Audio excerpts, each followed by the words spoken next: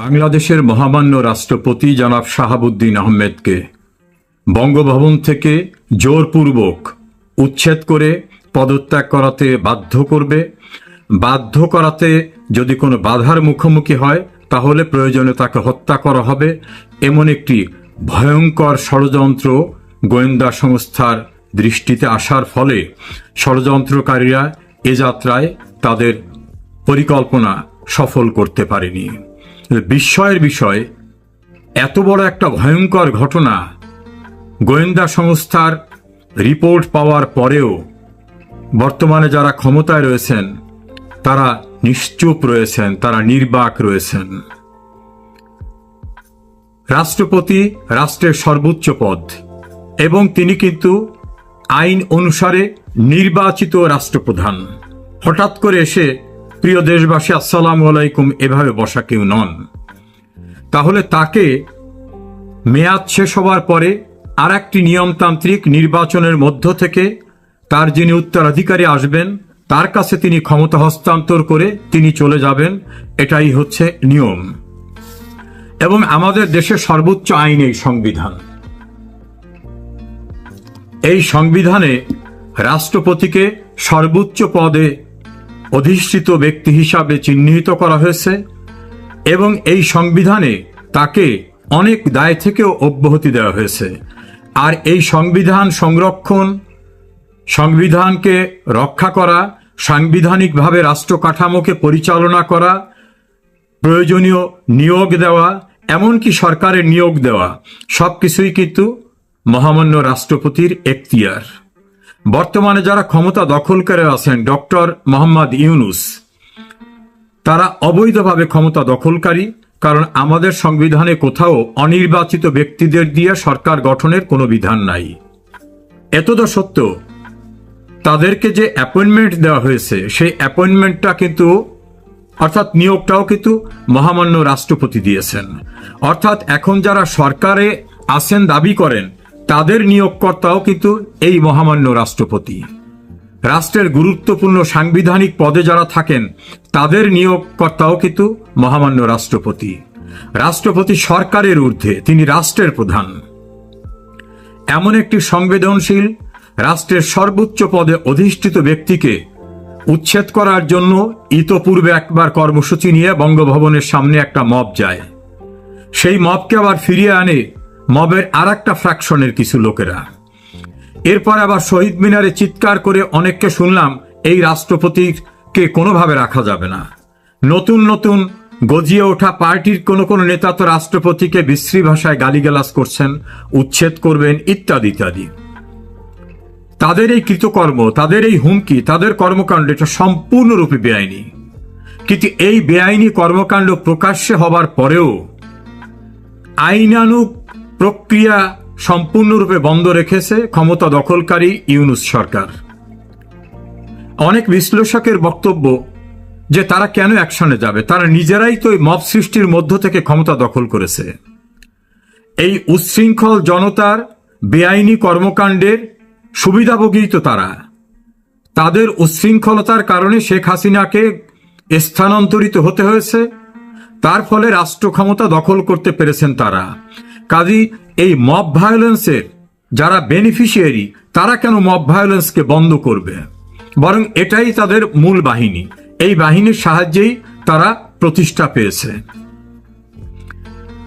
ইতপূর্বে একাধিকবার গেলেও সর্বশেষ অতি সম্প্রতি মহামান্য রাষ্ট্রপতি বাসস্থান এবং কার্যালয় যেটা বঙ্গভবন, সেখানে আক্রমণ করার যে গভীর ষড়যন্ত্র, এই ষড়যন্ত্রে দেশের বাইরে থাকা অনলাইন অ্যাক্টিভিস্টরা জড়িত এবং দেশের অভ্যন্তরে যারা আজকে অবৈধ ক্ষমতা দখল করা বা মব সৃষ্টি করে একটা নির্বাচিত সরকারকে উচ্ছেদ করেছে তারাও এর সঙ্গে জড়িত। এটা বুঝতে আর নতুন কোনো জ্ঞান গরিমার প্রয়োজন হয় না। সেখানে কাকে নতুন করে রাষ্ট্রপতি বসানো হবে সেরকম একটা ঘোষণা এসেছে।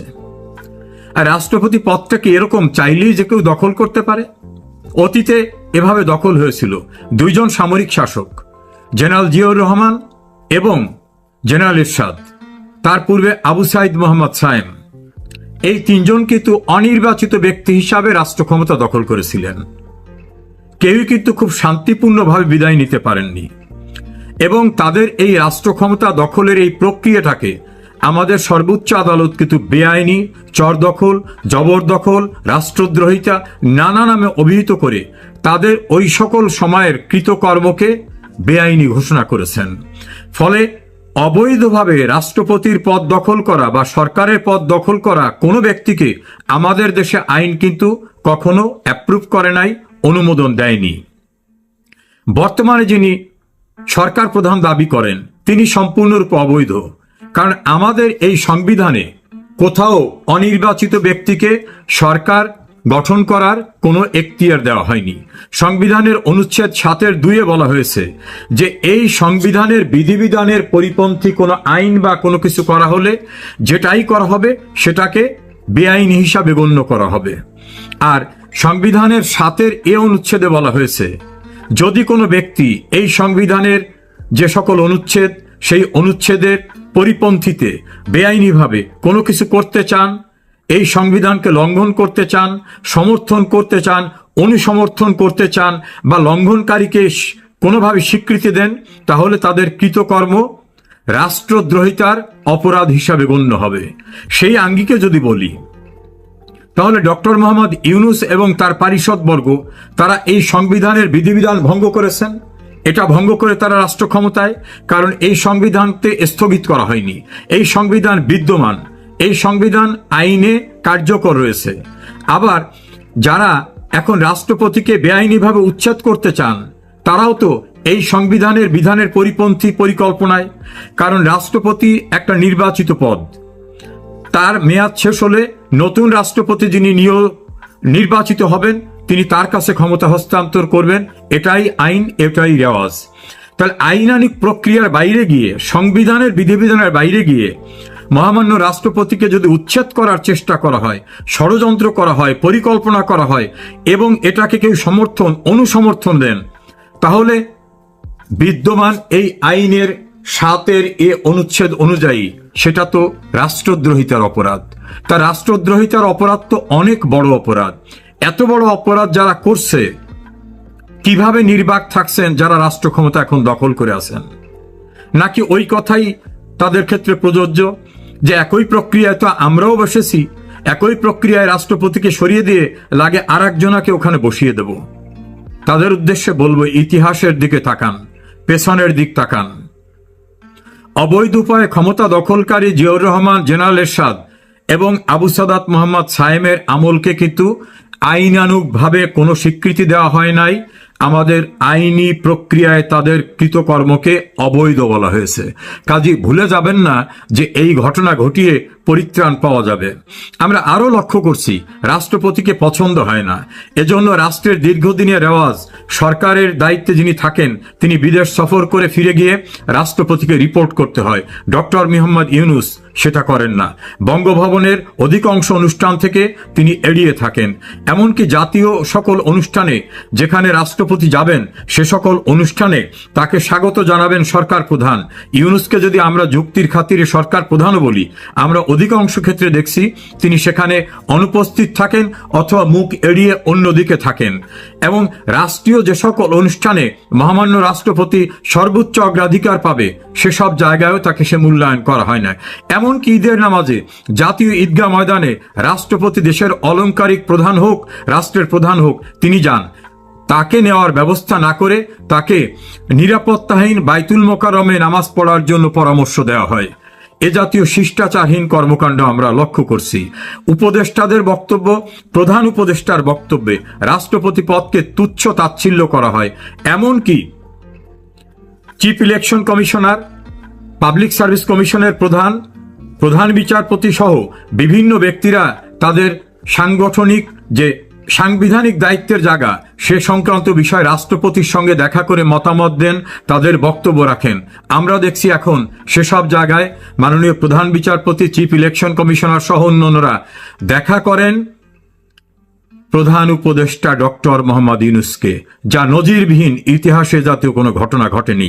অর্থাৎ বর্তমানে যারা ক্ষমতায় আছেন এবং তাদেরকে খুশি করতে যারা চান তারা সকলেই সাংবিধানিক বিধিবিধানকে উপেক্ষা করে বেআইনিভাবে যে সকল কর্মকাণ্ড করছেন, সকল বিশ্ববিদ্যালয়ের উপাচার্য মহামান্য রাষ্ট্রপতি, সে সকল বিশ্ববিদ্যালয়ের কনভোকেশন এবং অন্যান্য কর্মসূচিতে কি রাষ্ট্রপতি যেতে পারছেন? আমাদের কাছে তো সেরকম দৃশ্যমান অবস্থা নেই। মহামান্য রাষ্ট্রপতিকে রাষ্ট্রীয় বড় বড় গুরুত্বপূর্ণ কর্মসূচি থেকে দেখা যাচ্ছে? আমরা তো সেভাবে দেখতে পারছি না। বিভিন্ন সূত্রে জানা যায় বঙ্গভবনকে কিছুটা জিম্মি করে রাখা হয়েছে। রাষ্ট্রপতির যে প্রেরোগেটিভ, রাষ্ট্রপতির যে এখতিয়ার, সেই এখতিয়ারও তাকে ব্যবহার করতে দেওয়া হচ্ছে না, এভাবে বিভিন্ন রিপোর্ট আমরা বিভিন্ন জায়গা থেকে জানছি। ভুলে যাবেন না, রাষ্ট্রপতি কিন্তু সরকারের নিয়োগকর্তা। তিনি চাইলে কলমের এক খোঁচায় এই সরকার হিসাবে যারা নিয়োগ পেয়েছেন বলে দাবি করেন তাদের কিন্তু যেমন তিনি নিয়োগ দিয়েছেন তিনি বাতিলও করতে পারবেন। এবং মনে রাখবেন, এই সংবিধান কিন্তু এখনো বিদ্যমান রয়েছে। সংবিধানের কোনো বিধিবিধানকে কিন্তু সাসপেন্ড করা হয়নি। আর নতুন করে জুলাই চার্টার বা অন্য কোনো নামেও যদি কোনো কিছু করতে চান, কোনো আইন কিন্তু সংবিধানের ঊর্ধ্বে আসবে না। আরো মনে রাখতে হবে, 1970 সালের নির্বাচনে যারা ম্যান্ডেট পেয়ে গণপরিষদে এই সংবিধান প্রণয়ন করেছিলেন তাদের কিন্তু অবিভক্ত পাকিস্তানের মানুষরা, আর বিশেষ করে তৎকালীন পূর্ব পাকিস্তানের সকলে কিন্তু ম্যান্ডেট দিয়েছিল আওয়ামী লীগকে শাসনতন্ত্র তৈরি করার, দেশ শাসন করার। ফলে 71-এর যুদ্ধের মধ্য থেকে যে দেশটা স্বাধীন হয়েছে সেই দেশের সংবিধান করার ম্যান্ডেট কিন্তু জনপ্রতিনিধি হিসাবে তাদের ছিল। সেই ম্যান্ডেটের সংবিধান যেটা ডক্টর কামাল হোসেনের নেতৃত্বে প্রণয়ন হয়েছিল, বঙ্গবন্ধু এই কমিটি করে দিয়েছিলেন এবং পার্লামেন্টে 1972 সনে যেটা অ্যাপ্রুভ হয়েছিল, সেই সংবিধানের ঊর্ধ্বে কোনো আইন করার কোনো সুযোগ নাই। যারা জুলাই চার্টারের নামে এই সংবিধানকে ছুঁড়ে ফেলতে চান, তাড়িয়ে দিতে চান, নতুন সংবিধান করতে চান, আপনাদের ম্যান্ডেট কি?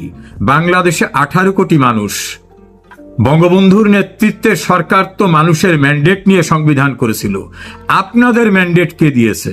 রাস্তাঘাটে দাঁড়িয়ে 2-4 হাজার বা 2-4 লাখ লোক বসে অথবা চিৎকার করে একটা কাগজ তৈরি করলেই বাংলাদেশের সর্বোচ্চ আইনের ঊর্ধ্বে সেই কাগজ হবে না। ফলে মানতে হবে এই সংবিধান। এই সংবিধানের বাইরে গিয়ে কোনো কিছু করার অবকাশ নাই। যারা করতে চান তাদের উদ্দেশ্যে বলবো, পেছনের দিক তাকান। সংবিধানের 8ম সংশোধনী, 5ম সংশোধনী, 7ম সংশোধনী সব মামলায় কিন্তু সামরিক শাসকদের ক্ষমতা দখল, কৃতকর্মকে রাষ্ট্রদ্রোহিতা, অবৈধ দখল করা বিভিন্নভাবে অভিহিত করে রায় দেওয়া রয়েছে। সেই রায়ও কিন্তু বহাল আছে। ওই রায়ও কিন্তু এক প্রকারের আইন। আর সুপ্রিম ল অফ ল্যান্ড, এই সংবিধান কিন্তু বিদ্যমান আছে। যারা মহামান্য রাষ্ট্রপতিকে হত্যা করতে চান, উচ্ছেদ করতে চান এবং এই সকল ঘটনা জানার পরেও রাষ্ট্র ক্ষমতায় থেকে যারা এগুলোকে কোনো ব্যবস্থা না নিয়ে প্রকারান্তরে সমর্থন করছেন, তারাও কিন্তু সংবিধানের 7-এর এ ধারার, 7-এর এ অনুচ্ছেদের অপরাধে অপরাধী হবেন। আর একটা জিনিস মনে রাখবেন, অপরাধ কিন্তু কোনোদিন তামাদি হয় না। প্রথম বিশ্বযুদ্ধের অপরাধীদের বিচার কিন্তু দীর্ঘদিন পরে হয়েছে। বঙ্গবন্ধুর খুনিরা দাম্ভিকতা করে বলতো ইন্ডেমনিটি অর্ডিন্যান্স আইনে পরিণত করে আমাদের মুক্তি দেওয়া হয়েছে। কোনো কিছুতেই কিন্তু তাদের রক্ষা হয়নি। প্রায় 36 বছর লেগেছে বঙ্গবন্ধু হত্যাকাণ্ডের চূড়ান্ত বিচার এবং সবকিছু সম্পন্ন হতে। সম্পন্ন কিন্তু হয়েছে, দাম্ভিকতা কিন্তু চূর্ণ হয়েছে। এখনো যারা রাষ্ট্রপতিকে হত্যা করতে চান, বঙ্গভবন দখল করতে চান এবং যারা নির্বাচিত সরকারকে উচ্ছেদ করেছেন অসাংবিধানিক উপায়ে, তারা কিন্তু সংবিধান বহির্ভূত কাজ করেছেন।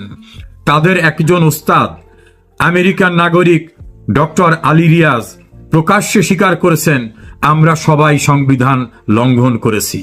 তাই আত্মস্বীকৃত ব্যক্তি এবং তাদের সহযোগী, তাদের সুবিধাভোগী, তাদের সমর্থনকারীদের কিন্তু সেদিন খুব দূরে না যে এই অপরাধের বিচারের মুখোমুখি হতে হবে। আশা করি এই বিষয়টা বিস্মৃত হবেন না। ইতিহাস কাউকে ক্ষমা করে না, কিন্তু অনেকে ইতিহাস থেকে শিক্ষা নেন না। চূড়ান্ত পরিণতির কঠিন মিউজিকের জন্য প্রস্তুত হন আপনারা।